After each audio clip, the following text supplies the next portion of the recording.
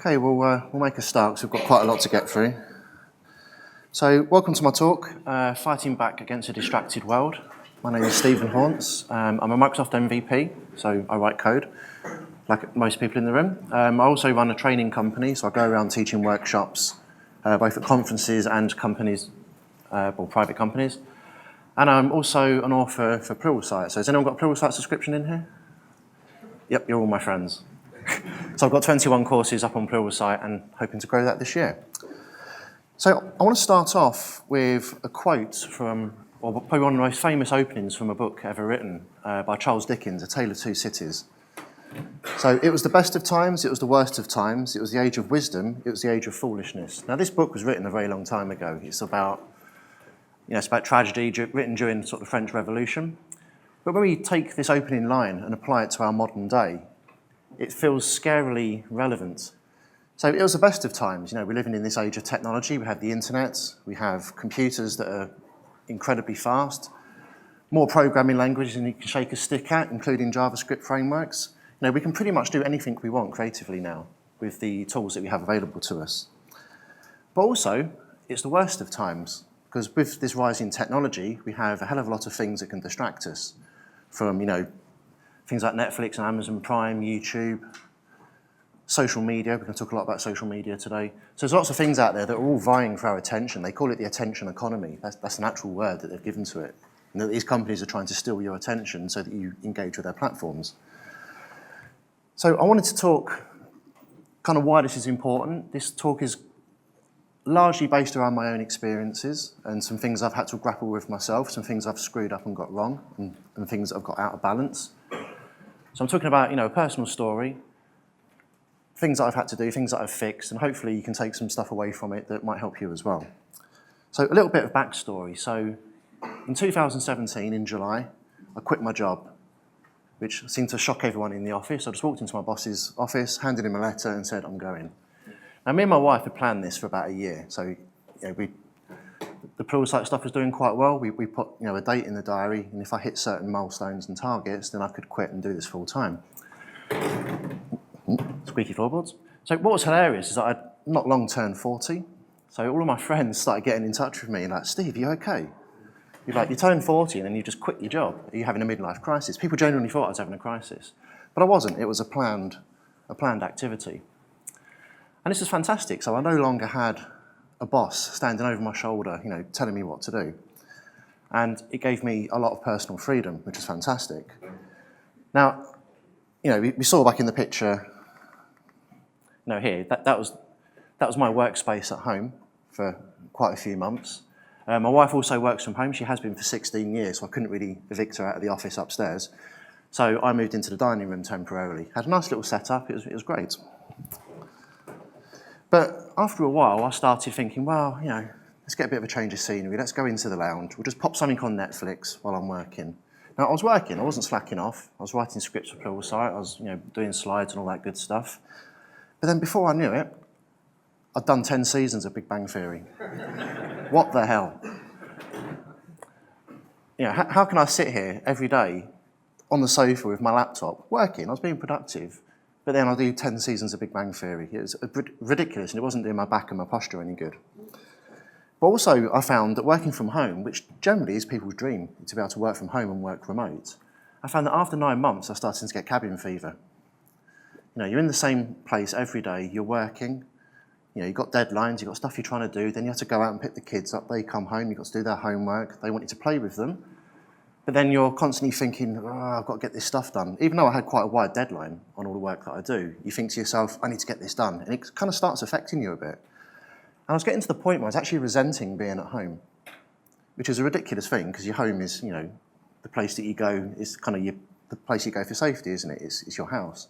But I was actually resenting being there a bit, because I was starting to feel quite stressed and anxious about the work I had to do and the fact that I felt I was just always confined within these walls. So at that point, I thought, okay, let's look for a co-working space. So I found a co-working space fairly close to me. It was 10 minutes on the train. Hired a fixed desk. That was my desk in the co-working space. Fixed desk means, whilst it's co-working, that is your desk, so you can leave your own kit on it. And I did that for a while. And what I came to realise is that even though I was living the dream, working for myself, doing my own thing. What I was actually missing was routine. The routine of getting up, getting showered, taking the kids to school, going to work, doing a hard day's work and then coming home. So for me, I was kind of missing that.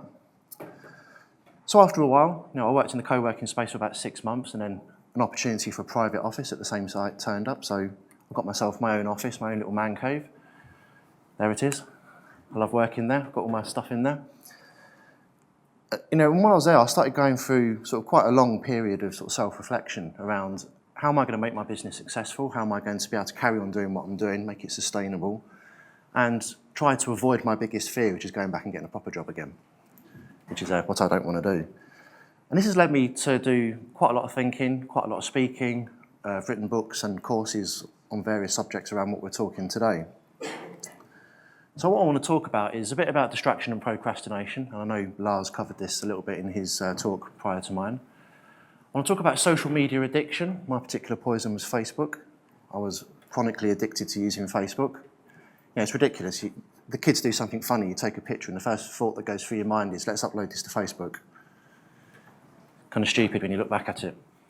I want to talk about self-motivation and kind of, the importance of worrying about things that you can control. And I'm going to go through pretty much my complete productivity and time management toolbox. Some stuff in there might be obvious and you know already. Some stuff you might not be so aware of and it might be useful for you. What I don't want you to think is that this is a talk about me hating on technology, because it's not. I absolutely love technology. I spend a lot of time going to conferences talking about software development, about how technology can improve our lives. But sometimes that balance can get out of alignment and it can cause you some problems. So when I tested some of this material on the test audience, part of the feedback was you need to be careful that you don't come across as being too preachy. So the first thing I did was I went on Shutterstock and looked up a picture of a vicar. So I thought, let's put a vicar picture in here. So I'm not trying to preach to you. I'm not telling you what to do in this talk. This is kind of the stuff that I've dealt with and stuff that I've done. Some of it you may find useful, some of it you may think, actually, this doesn't really apply to me, but thanks for telling us anyway. But I'm not here to tell you what to do. I don't have the right to do that. That's not what this is about. So first of all, let's talk a little bit about distraction and procrastination. So procrastination is basically where you have some work to do, but you'd rather do anything else but that work. Here's a definition of it. So the habit of putting off or delaying, especially something requiring immediate attention. Now, procrastination has an evil, twisted half-brother called procrasti-working. This is where you do stuff that you disguise as work, thinking that it's important, but actually you're just putting off a bigger task. So, for example, you've got a deadline that your boss is expecting you to deliver on. You have to fix a bug, maybe. And then Scott Hanselman releases a new blog post, and you think, oh, I better go read that. That's important to my job. It's not actually going to get your bug fixed and get you to where you need to be, but you disguise it as work. We all do this. Does anyone do this? Yeah, quite a lot of honesty. That's good. So procrasti-working is the evil, twisted half-brother of procrastination. Now, there's lots of different dangers to procrastinating. It stops you achieving your goals. If you have a goal of something you want to do, but you keep doing something else, like watching YouTube or watching Umbrella Academy on Netflix, which is amazing, by the way, if you've not seen it.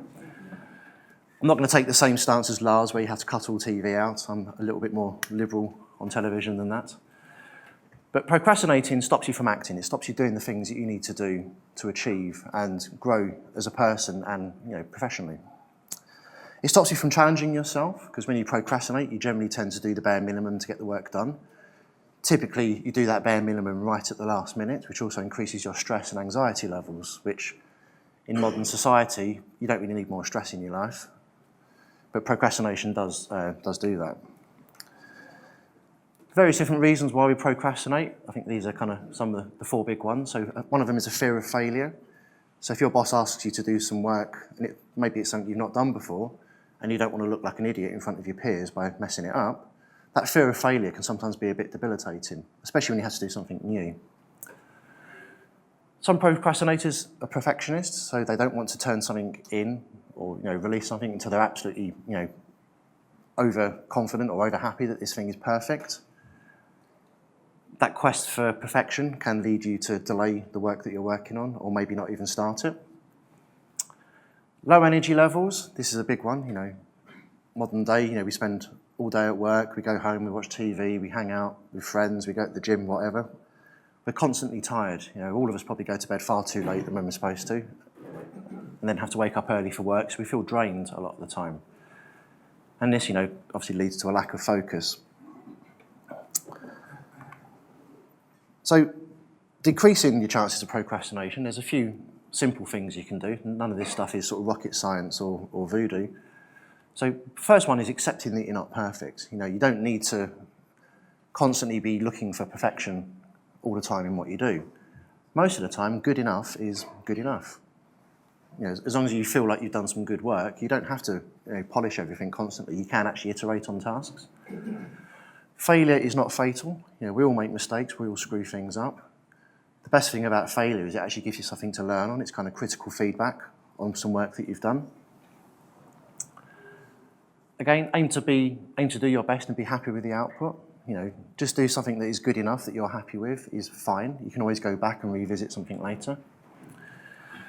And then, try to develop a healthier lifestyle. I mean, this is easier said than done with a lot of us, and trust me, I know. Going out and being healthy and getting lots of exercise isn't always the thing that's forefront on our minds. But actually trying to get a bit more exercise, drinking more water and eating a better diet does actually increase your energy levels, and it increases your mood levels as well. With that said, going to bed earlier is obviously good because you need more sleep. And this is probably the hardest one for all of us, but reducing your screen time before bed. Or if you use something, certainly on Apple devices, they've got that nighttime mode. I'm pretty sure you can get similar apps on Windows for doing the same way. It kind of takes all those blue hues out of the screen, so the screen looks warmer. That actually sort of helps get you to sleep, apparently. So that's procrastination. I didn't want to spend too long on it because typically whenever anyone does a talk on productivity, they tend to spend the entire talk talking about procrastination, but that is really just kind of the first tip of the iceberg. One of the big things I want to talk about is controlling social media addiction. And this is something that I found quite difficult. And it's also one of the biggest distractions I think we face in the modern day. Now, a bit of a controversial slide, but addictions can take various different forms. Alcohol, smoking, social media, drugs, gambling, anything that gives us those kind of chemical boosts in our brain to make us feel better can become an addictive trait. And social media is no different in that. And forever, or constantly, we're seeing people just constantly buried with their heads on the screens of their phones. When I got the train down on Tuesday, I was sort of sitting on the tube, going to the hotel. I looked around the train carriage, and I think I saw two people reading an actual paper book, remember them? And everyone else is just, face down on their phones. Nobody was talking to each other. It's just constant, scrolling with their thumbs. I'm pretty sure the next stage of evolution, we're going to have, much stronger thumbs. Now, one of the problems with social media is it's all about how, social media and addiction is it's about how it affects the chemical balances in your brain. And there's various different neurotransmitters which are part of this. So the first one, and the one that we probably hear the most about, is dopamine. So that's a neurotransmitter for reward, reinforcement, and pleasure. So basically, when you post something on social media and someone clicks like, or a load of people click like, or they start retweeting your posts, it makes you feel good. You get a little hit of dopamine. Colours of buttons and icons on social media sites, they've put a lot of research into what are the best colours to show you when you click like on something to make that dopamine hit larger. And it has a similar effect to drug or alcohol. So a quick fix to that is try and get your dopamine rewards from something else. So I don't know about you, but whenever I work on some task and I've got my little to-do list written out, whenever I complete a task and I physically colour that little box in next to the task, that makes me feel good. That kind of gives you a little dopamine hit. Exercise or going out sightseeing, doing something new like that gives you a dopamine hit. It's a replacement for social media. Or even just finishing a good book. So the other day I've just finished reading Neil Gaiman's Norse mythology book. Fantastic book. Felt great when I finished reading it. So melatonin, this is a hormone that governs your circadian rhythm and your sleep-wake cycle. So how many of you have been working on something late at night? There's that bug in your personal project. You just want to get it fixed. You get there and then you go to bed and your brain is just like, and you can't get to sleep. It affects the amount of melatonin going around your body, and because your brain is just active, it means you can't get to sleep, and you end up having a rubbish night of broken sleep, and you feel awful in the morning. Various different ways in which you can bring balance to your melatonin in your body is getting sunshine, that actual outdoor big flaming ball of death, which we can't really see at the moment. I'm sure it will come out at some point this year. Sunshine and the vitamins that produces helps regulate melatonin in your body. Again, avoiding screens late at night if you can, or at least using a nighttime mode on your screen. A warm bath or shower before bed. I'm sure everyone can realise or appreciates that probably relaxes you quite a bit. Nothing like having a good soak in the bath. And something I've started doing, or getting back into the habit of, is reading for at least half an hour before going to sleep. I find that just helps knock me out. Not because it's a boring book, it just kind of helps relax you. So the other one is oxytocin. So this is a neurotransmitter that affects your social interaction, so sexual chemistry, bonding between family and friends, something that even if you class yourself as a real devout introvert, you still need human contact from time to time. And you get oxytocin released through social interactions where you actually go and physically meet people, like we all are now. Hugging and kissing, consensual, obviously. Don't just go around hugging and kissing anyone, because that will get you in trouble. Now, virtual interactions, when you somehow become friends on Facebook with the person that bullied you at school. I don't know how I got into that situation. But virtual interactions, they do give you a little oxytocin boost, but it's nothing like actually going out with your friends, spending time with your kids, going for a dinner date with your partner, going to the pub with your friends, or going to play squash with someone. That kind of physical interaction is so much more powerful, and you just don't get that through virtual interactions. So the quick fix is actually go out and meet people, close the lid on your laptop and actually go out and do something. It doesn't have to be all the time or constant, just going out for a coffee with some friends at lunchtime, or going for a walk, playing with the kids, something I'm finding very rapidly. I've got 2 children. My daughter's 11 this year and my son's 8. Where the hell has that time gone? They are growing up so quickly. My daughter starts high school this year, so she's getting to that age where she's not really going to want to know me that much because I'm just going to embarrass her. So, if you do have children, you need to make sure you use that time wisely because they grow up bloody fast. Yeah, real conversations and physical contact, it's important. Now, the final sciencey bit I want to do is serotonin. So this is a neurotransmitter that contributes to the feeling of happiness and well-being. So high levels of this, boost your mood, make you feel happy and energetic. Low levels of this can be linked to depression and lethargy. Sometimes when you wake up in the morning, you just feel a bit like, I'm feeling a bit down today. What I do want to caveat, though, is that just feeling a bit down in the dumps from time to time is a completely different thing from clinical depression. I'm not classing clinical depression in this because I'm not qualified to talk about that at all. I'm talking about more where, generally you're quite a happy person, but, sometimes you feel a bit down in the dumps. It's normally a low level of serotonin in your body. And something that is quite a big factor, and something I'm going to touch on a bit more in a moment, is that social media can actually affect your self-worth. When you get people just constantly posting happy pictures all the time, you're just bombarded with other people's fake happiness. It can actually sort of affect how you feel personally about your own life. So again, serotonin and sunshine, exercise and sunshine helps with that. Trying to maintain a positive outlook. Now, this is why I put that caveat about clinical depression in there, because the last person you want to say to someone who is clinically depressed and being treated for it is, be more positive. I'm not saying that at all. This is more about when you're just feeling a bit low from time to time. And that glass is half full, damn it. So I wrote an article, a fairly lengthy article on this on my blog. Bit of a long URL, I should have probably done a bit.ly link. But a little quote from it here. So social media is dangerous because it rewards you for posting and getting likes, dopamine.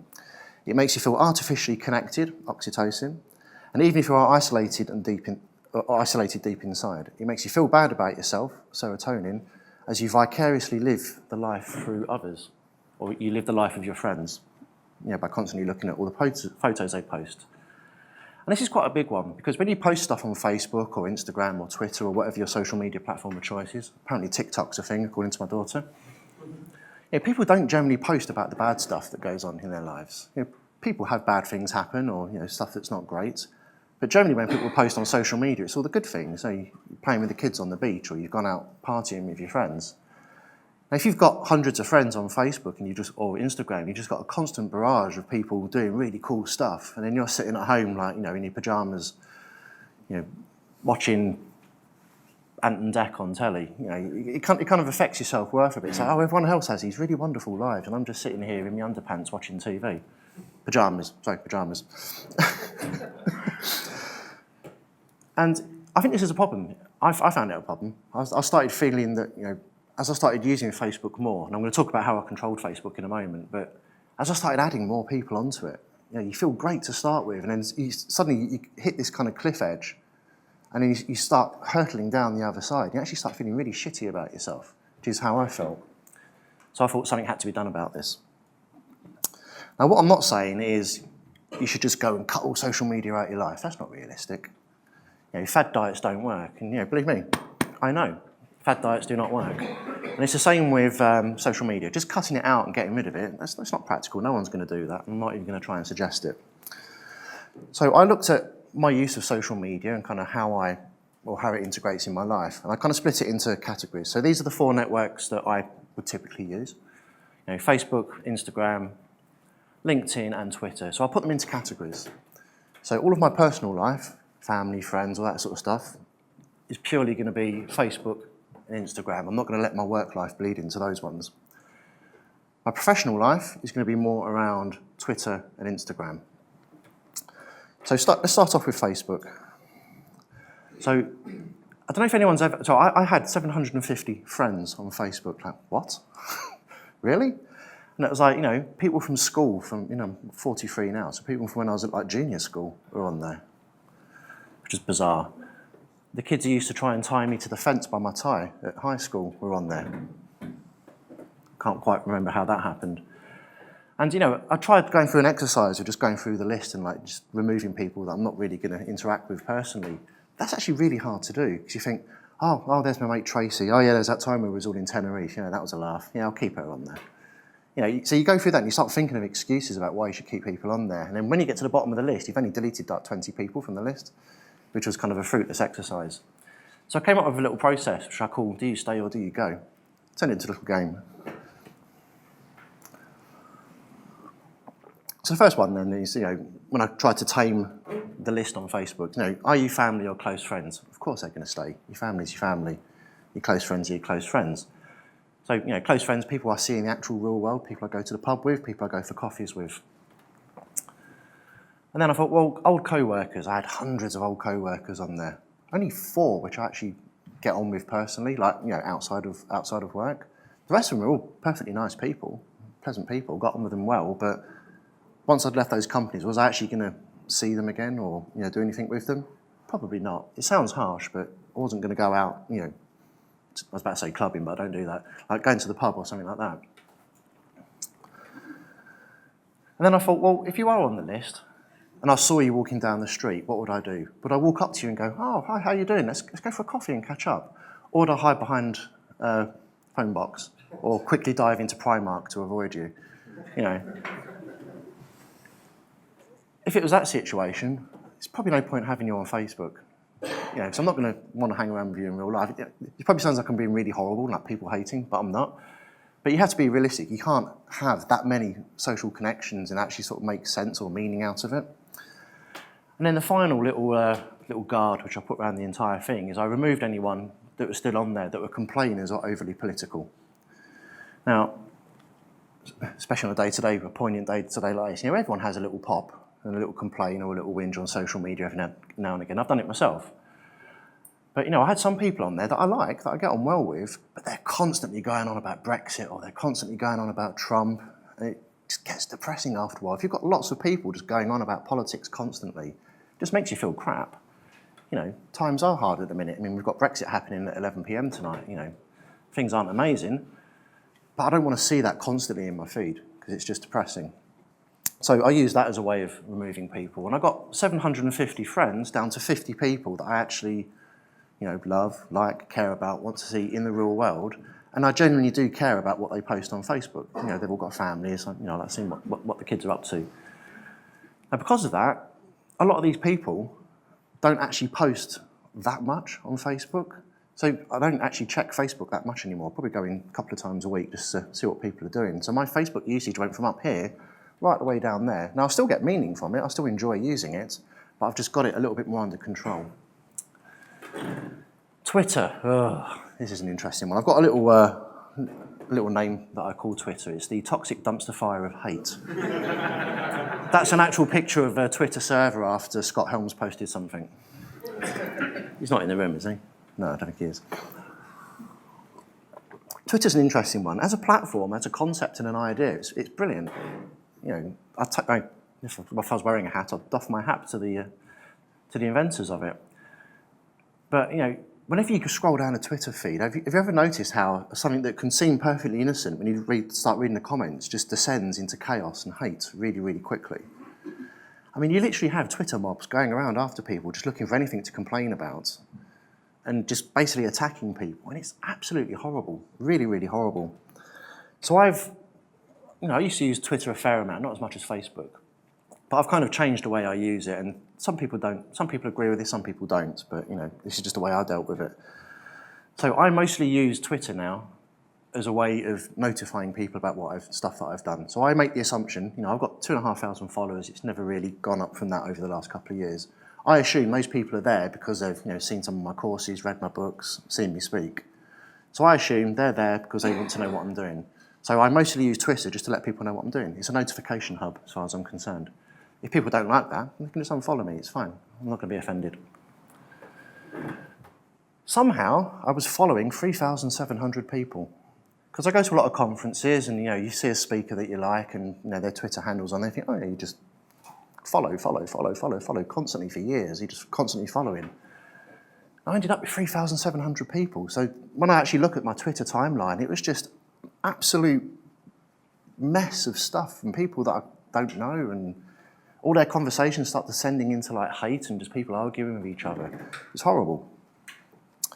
So I went through and I just, you know, the process was quite simple. It's like, do I actually know who you are? And have I seen you in person before? If the answer is yes, and I kept them on there, and then I just removed the ones that I didn't. Nothing personal, not being horrible against them. It's just, what's the point of having people on there that you don't know? I'm probably the last person to make use of this, but I started using lists more on Twitter. So you can set lists of different people up, which is quite useful. So, you know, I've got one for all my speaker friends that, you know, I travel around the world with. I've got, you know, famous authors that people like Neil Gaiman, Margaret Atwood, people whose opinions I like to read about and care about. I've got another one of celebs. You know, I personally care what Dwayne "The Rock" Johnson's up to every day. He's the best actor ever, in my view. And then I started thinking about, well, is there some tools that I can use to make Twitter kind of work for me more in my business? I know a lot of people use things like TweetDeck, but someone introduced me to one called Later, or later.com, which is quite an interesting tool. So it basically gives you like an Outlook-style calendar, and you can just schedule when you want stuff to go out, and you don't even have to log into Twitter anymore. You just schedule all these tweets up, and off they go. And then you use Buffer. You know, if you read an interesting article and you think, oh, that's relevant to something I'm doing, I'll just have that retweeted. You just use Buffer to schedule the posts. So a lot of the time, I just don't even log into Twitter anymore. And if I do, it's normally to see what The Rock's up to. Instagram, I've never really had a problem with Instagram, to be fair. I enjoy using it, but I don't use it that often. And I haven't got that many people that I follow on it, so it's mostly family and friends. So I didn't really feel like I had to tame Instagram. That wasn't really a problem for me. Facebook was the big one for me. So I didn't really do anything with that.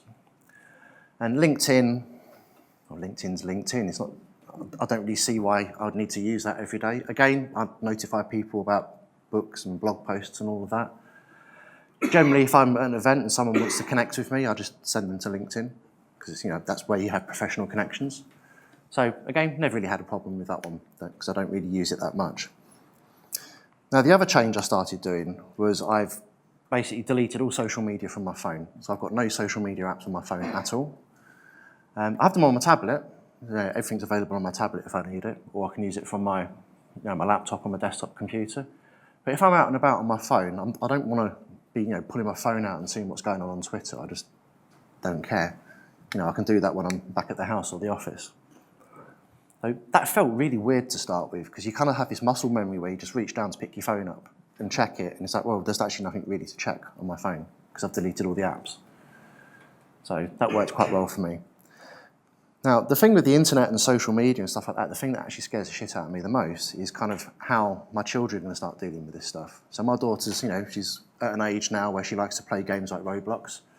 So she has a laptop, she plays Roblox on it, and she's got an iPhone next to her doing a group FaceTime chat with all of her friends at the same time. She's starting to get to the age of being aware of the internet and the things that you can do with it. And my son's similar, he's similar, he plays Roblox and he's, big into Minecraft. So kind of how their usage of the internet is going to evolve over time does actually worry me as a parent. Does it worry anyone else as a parent or guardian? Yeah, quite a few hands going up. And I think it is a problem. So me and my wife actually sort of took some drastic action with the kids last year. I've told some people this and they're like, oh, that's a brilliant idea. I've told some other people and they think, oh, you're really horrible. But it works quite well. So most modern routers let you do ban hammering effectively. So what you can do is you can go into your router logon page, you can select devices individually, and you can set time restrictions up for those devices. So my kids' devices they use, they've got time windows where it only works, but it's also got a ban button, so you can just cut off their internet connection. So what me and my wife do now, and this was hard for about 2 weeks until the kids suddenly clicked and started forming new habits.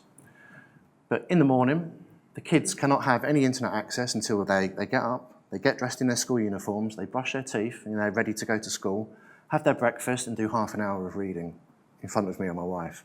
Once they've done that, they've got about half an hour, 40 minutes before we need to leave for school. They can go play on the internet for a little bit. When they get home from school, internet's disabled. So they have to do their homework, have to do half an hour of reading, and make sure their room's tidy. Now, this was a big one for us because my son's got ADHD, so getting him to actually focus on anything is 100 times harder than getting a normal 7-year-old to focus on anything. But we started seeing gradual change in his behaviour because he wants to play Minecraft, he wants to play Roblox. So we'll get in, and literally before taking his shoes off, he's standing there with his reading record and his homework book. He's like, let's get it done. Which is good. Generally, I like to have a cup of coffee first, but we'll work with it. So I'm not saying everyone should do this, but this has kind of worked really well for us. It actually helps reinforce some new habits into the children. So something you might want to consider if you've got one of those admin pages on your router. Okay, so self-motivation. So a lot of the time, in our busy, stressful lives, it can be quite difficult to actually sort of feel motivated to do work all of the time. And motivation kind of falls into two categories. So you have intrinsic motivation, which is when an internal desire motivates you to do something. So you're motivated to work on that little pet project because you want to do it. It's going to help you learn a new technology. That's an intrinsic motivator. An extrinsic motivator is when your motivation comes from an external source, i.e. you've got your boss micromanaging you, standing behind your chair, constantly asking you, is it done yet? How are you doing? So that's an extrinsic motivator. And when we talk about motivation, there's a term that's used, which isn't commonly used, but it's called the locus of control. Has anyone heard of the locus of control before? Only a couple of hands. And this is quite important. So the locus of control is the capacity to which you believe you have complete control and power over what happens in your life. And you can think of it as kind of like a spectrum. So we have the external locus of control and the internal locus of control. Now, the external is you think your achievements are outside of your control, determined by fate and the independence of your hard work or decisions. So, as an example, we think, I've just completed this big piece of work, but the only reason I completed it was because Sarah did this for me, and George did that, and Bob did this. It's not because you did it, it's because of all these other things that you're saying contributed to that success. Your internal locus of control is achievements that are within your control, and you determine them by your hard work or decisions. So this is where you think, I completed this piece of work, and it was because I put the effort in. It was me that did this. And another way of thinking about this is it's about worrying about what you can personally control day to day. So as an example, I'll put the first one on there deliberately just because of what today is about. So things I can't control. Brexit. Can I control Brexit? Well, we had the opportunity to vote. We had the opportunity to have an election last year. But apart from that, do I have any control or influence over what's going to happen over the next year? No.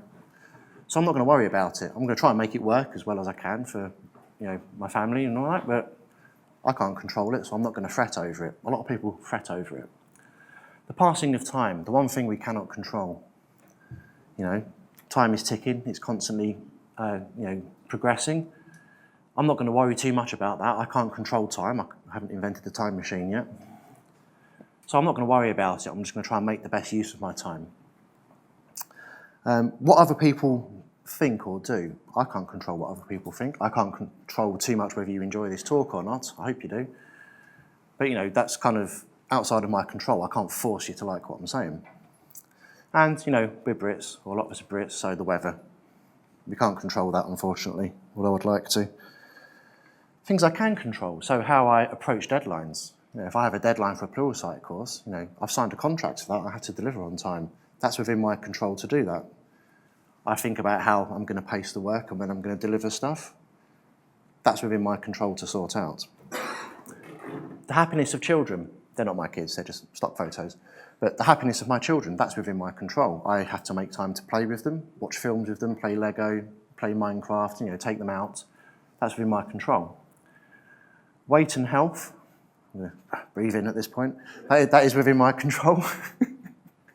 I'm not saying I control that very well, but it is within my control. And again, who you follow on social media, we talked at length about that, but that is within your control. Your social media profile is your place. You control who you bring into it. Okay. So what I want to sort of focus on the next bit is kind of lots of focus, productivity, and different time management tools. Now, these are all things that I use. I took a long critical look at how I work, how I sort of get stuff done. I like to think I'm fairly productive. I've done 21 pluralsight courses, I've written 9 books, and I do lots of talks and workshops. So I think I'm pretty good at managing my time now. After that, it's a very squeaky stage. After that time at the beginning of me working for myself where kind of things went a bit wrong, I think I've kind of got a good handle on it now. So some of these are going to be fairly obvious. Drink more water. This stuff is actually good for you and doesn't really cost that much if you take it out of the tap. But you'd be surprised, if you wake up in the morning and drink, a large glass of water before you do anything else, and then just sip water throughout the day, that's going to keep you energized and alert and help you focus more on your work. Dehydration is something that creeps up on you quite quickly, and you don't necessarily know you're dehydrated. And that can affect your focus and your ability to work on something.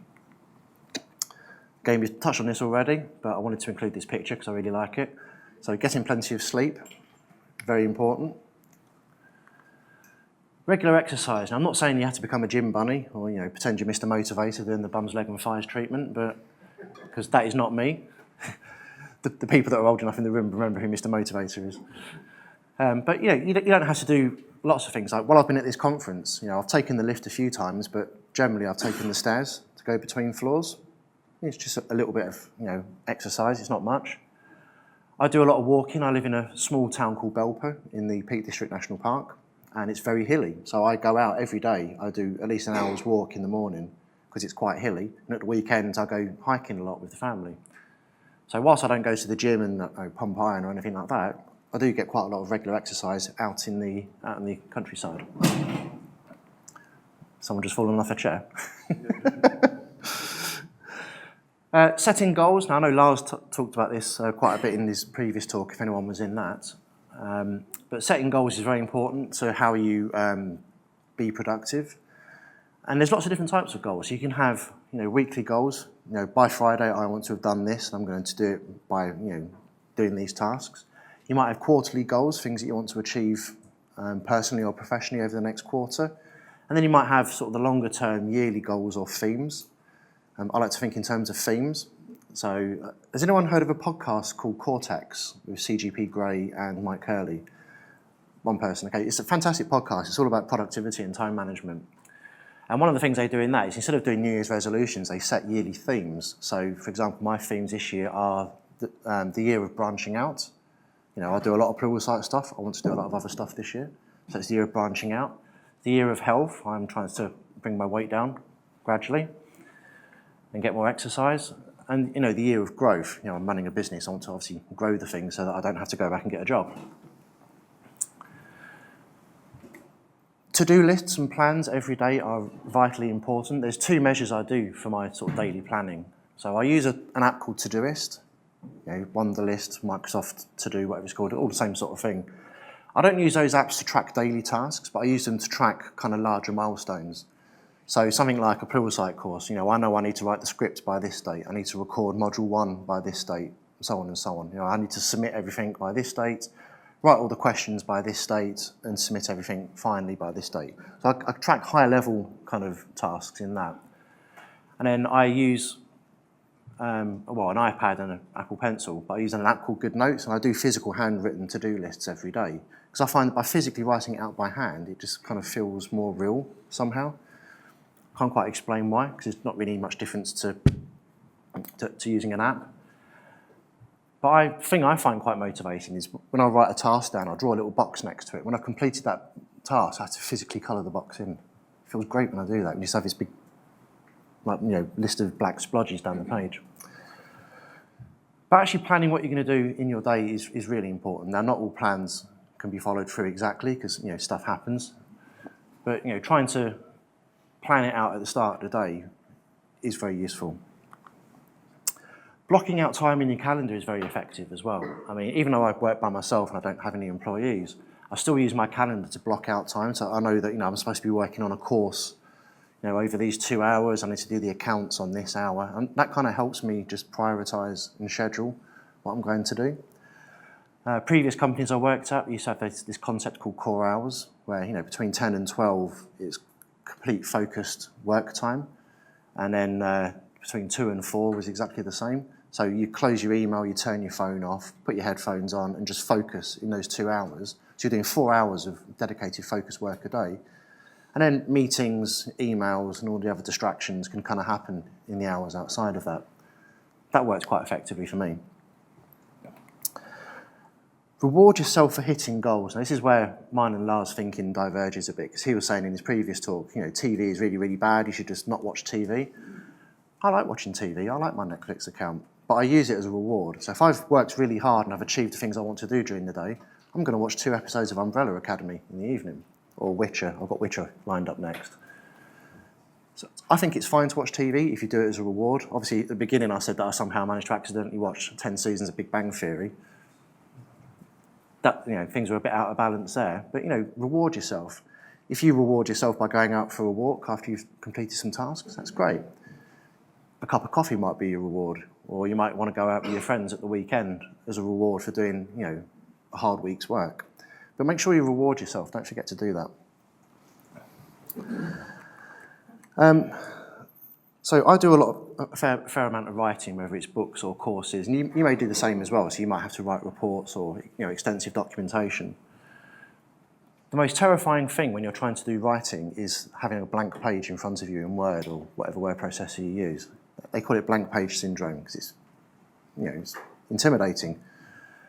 If I do a Pluralsight course, it's about an hour and a half long. That's around 25,000 words, which is about a 100-page standard paperback. That's a lot of stuff to write. So the technique I use is called outlining. Novel writers call it plotting. So effectively what I do is I start out and I think, well, what are my main chapters or what are my main module headings? So I write those down. You can do them as like H1 level headings in a document, or you could use a mind mapping tool. And then I think, well, for this chapter, what are the main themes that I want to talk about? So they become your heading 2 levels, so you just put those in. Then for each heading 2, you think, well, what are the things I want to talk about this particular subject? Well, I might have some pros and cons on this subject. I might have some personal feelings. So you just make brief notes, and you do that for the entire document. And then you go through and you do all your research. So there's 5 websites or blog articles which back up the points I'm making. So you just put the links to those in the document, so you've got them all in one place. Now when I do this for a course, by the time I've finished the outlining process, I've probably got like a 15, 20-page document that's in note form, says exactly what I want this entire piece to say. Once you've done that and you've gone through that process, and that process can take a while. It can take me 3 or 4 weeks when I'm doing a Pluralsight course to build that up. But when you've done that, you've done the hard work. You know what you're going to be saying. You just have to sit down and write the actual text to back it up. And it becomes much easier at that point because you've broken the problem down and you've outlined the entire document, and you can then go and write it. So it's the same if you have to do reports or documentation for systems as well. Does anyone do outlining for documents? A few people, yeah, it's really, really effective. So novel writers call it plotting. You know, when you hear about novel writers, you hear about plotters and pantsers. Plotters are the people that actually work out the plot beforehand, and pantsers are the people who just make it up as they go along. And there's different styles, but I do this. Flip side to that is if you're working on any task, if you're working on a big project or you've been assigned a big task, sometimes it can feel a bit threatening when you have to work on that task, so you want to break it down. And then break it down again, and then break it down again. And then you've got a whole bunch of tasks like, file new solution, check solution into GitHub repo, add the initial class for doing this, add a controller for doing this. You break it down into lots of little steps. You take these tiny little baby steps, and then after a while, you've implemented a large part of your project. Because I don't know about you, I always used to feel quite anxious about big projects, and you've got this big thing in front of you, you've got this mountain to climb. But by breaking it down, it just really helps you get started. This one's very common. I probably don't even need to talk on this slide. I can just show a picture of a tomato timer. Probably everyone knows what I'm going to talk about. But focused work sprints are an effective technique. Has anyone done Pomodoro timing?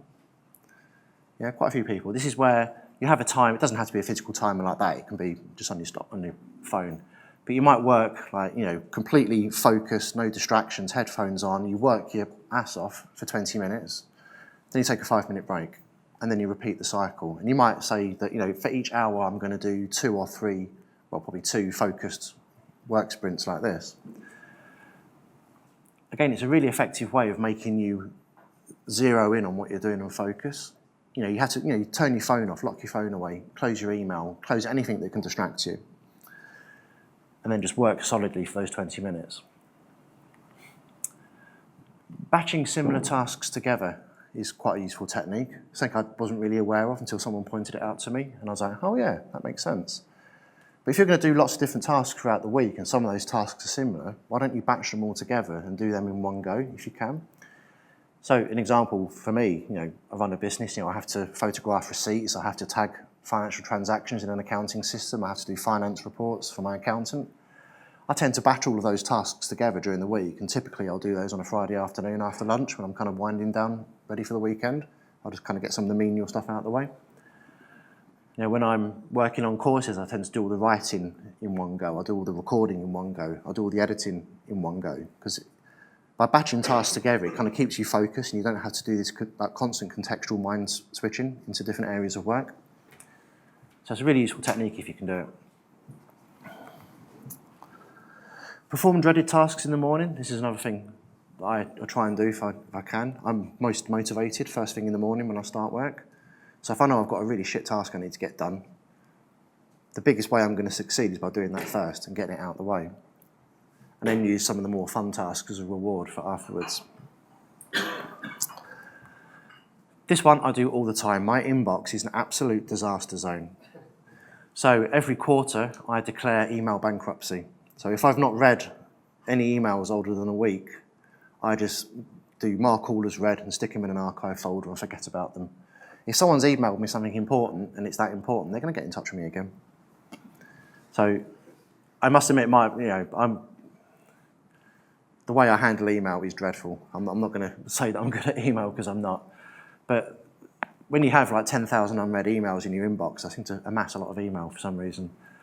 It gets quite intimidating to have to deal with that. So I just regularly declare bankruptcy on it and just move stuff into an archive folder, and it makes me feel better.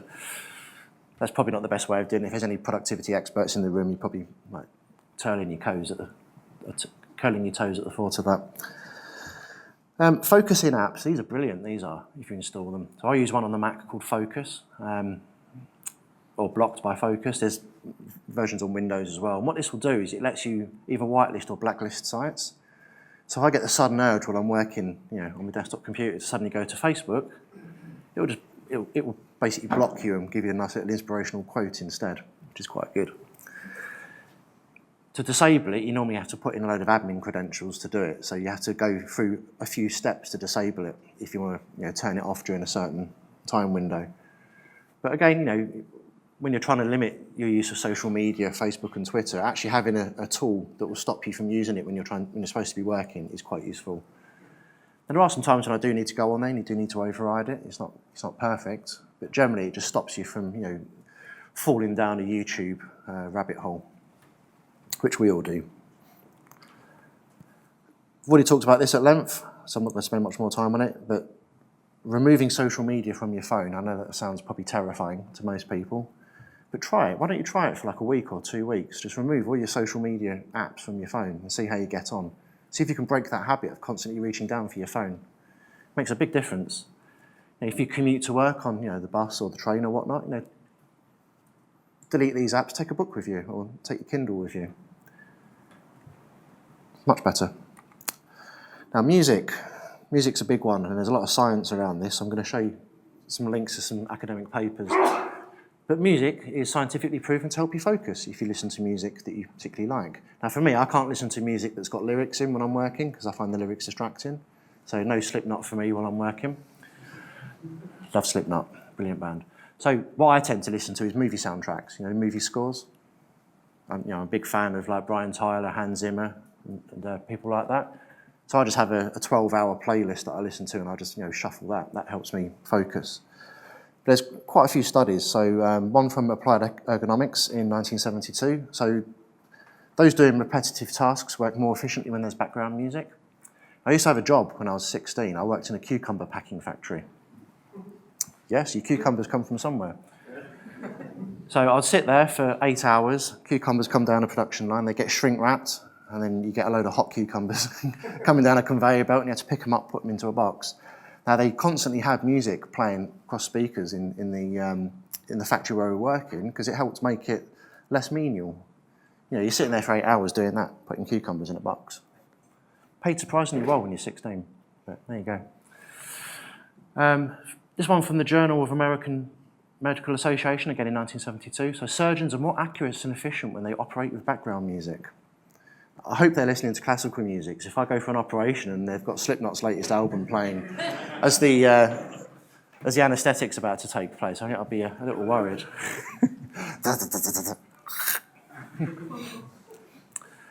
So from the Neuroscience and Behaviour Physiology place in 1999, said a study conducted to correlate the number of identification of and classical or rock music concluded that participants were able to identify numbers faster and with more accuracy whilst listening to music. So this is about testing people's ability to recall lists of numbers. And they're saying that they're actually able to do it more effectively when they had music playing in the background. Again, I think the type of music is probably important, but it's quite interesting nonetheless.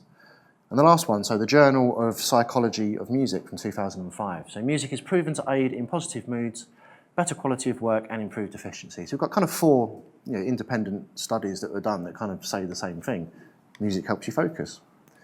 I really want to meet the person who invented noise-cancelling headphones and give them a good shake on the hand, because I don't think I could get through life without a pair of noise-cancelling headphones. So one thing which is really good as well, so if you don't want to listen to specific music, but you just want a bit of noise just to help drown out the office, is apps like this. I think this one's Noisily. Is it Noisily? There's lots of different apps. So basically you have lots of different sounds, like birds in a park, the city street, and you can kind of mix them a bit. So you can create these little ambient backwashes. And that can actually be surprisingly effective in helping you concentrate. There's another app called Tivity. I don't know if anyone's ever heard of it. Tivity. It's an app, and it basically plays coffee shop ambience. Now, I have sat in Costa Coffee with my noise-cancelling headphones on, listening to coffee shop ambience from somewhere in Brazil. And the reason I've done that is, especially over Christmas, is Costa Coffee starts playing Christmas music in November. What? I don't want to listen to that. So I listen to coffee shop ambience from somewhere else in the world while sitting in Costa Coffee. I never said I was normal. But apps like this are surprisingly effective. So if you don't feel in the mood to listen to music, these apps are surprisingly effective. They're not very expensive. You can get them on iPhones, Androids, Mac, Windows. You can see my email number at the top there when I took the screenshot. At that time, I had 11,174 emails unread. Whoops. The last one then, so a change of scenery really helps you to focus. Now, sometimes that can be a bit hard if you're working in an office and the expectation is you go into the office, but maybe you could book out a meeting room and just go work in a meeting room for an hour or 2. Even though I hire an office, I work from home generally 1 day a week, sometimes twice if I've got to do the school run if my wife's away. Co-working spaces, I've got about 4 different co-working spaces that I use every now and again. So one in Nottingham, there's one in Derby, one in Burton, which I go to sometimes, just for a little day trip. It's like an old man going out on a day trip with his bus pass. But it's by going somewhere else every now and again, it just helps kind of revitalise your focus a bit because you're in a new environment. That works pretty well. Okay, so I've bombarded you with stuff for the last hour, so let's do a quick summary and then we'll try and get you down to the lunch queue. I recommend the teriyaki beef if you like beef. Right, where are we? Okay. So we talked a bit about procrastination and its evil half-brother procrasti-working, where you're pretending to work but not actually doing the things you're supposed to be doing. Procrastination is a big problem. Generally, it's a fear of failure, or you might be a perfectionist and that's just kind of debilitating you from actually getting some work done. So we spent a bit of time talking about that. We spent quite a lot of time talking about social media addiction. It was a problem I had with Facebook. I know lots of people are addicted to social media. They may not admit it, but if someone is constantly pulling their phone out and looking at what's happening on Twitter or Instagram, you're probably addicted to social media. And I'm not saying you should get rid of social media. That's not realistic. But thinking about how you're going to handle your usage of social media and making some changes to actually remove the amount of connections you have on there. It's not being horrible to the people you're removing. It's just controlling, what you have visibility to is vitally important. And especially if anyone, is a parent or a guardian of children. I mean, we have to think really carefully about this. The current generation growing up don't know a world without social media and the internet. Some of us probably remember, when the internet you had to dial up and you used to have my dad shouting up the stairs at me because the phone bill would just come in. Kids don't know that. This is just, the internet and social media is there. It's like running water. It's like gas coming into the house. So thinking about how you limit their access to it without banning them from doing it. They need to learn how to use these tools, but we also need to control, as parents or guardians, how much time they spend on them. I think that's vitally important. It's something that me and my wife have worried quite a lot about.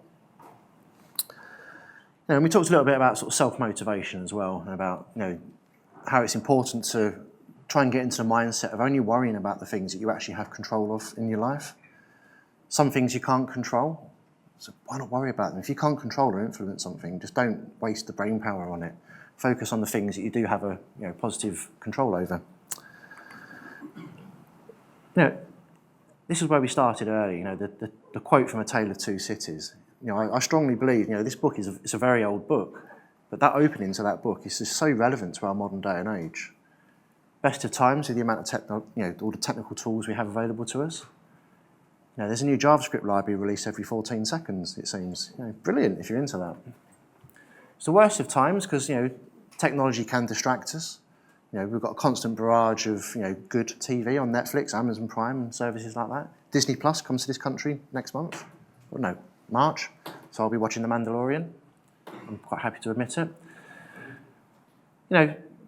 So we have to get control over this. It's very easy to get distracted. I don't need to say much more on it because I've spent the last hour talking about it. But it's important to think about how you interact with technology. Do you feel you've got the balance right? We're all technologists, probably software developers. But have you got that balance right in your life? Because the one thing you cannot control is the passing of time. We're only here for a finite number of years. You're going to have things that you're going to want to achieve, both professionally and personally. Put the emphasis on those and don't let the meaningful things distract you from your life. Or the meaningless things distract you from your life, sorry. That's a fundamental mistake to make. Okay, so I've got a few resources that may help. I've written a book called Beating Procrastination and Getting Focused.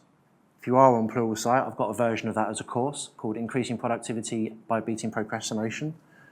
Kind of deep dives a lot deeper into kind of the effects of procrastination and how you can get focus in your life. Just recently released another book as well called The Art of Conversation.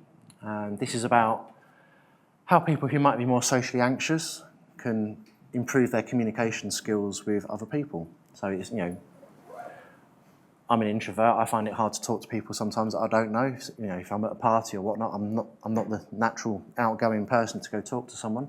I'm quite happy to stand on stage and talk to you, But, you know, having those kind of ad hoc conversations, like a lot of people, can be hard.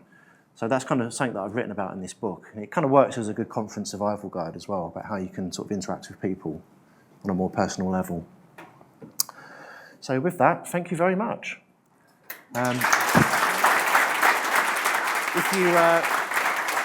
If you do want to follow me, then I'm on the dumpster fire of hate at that address.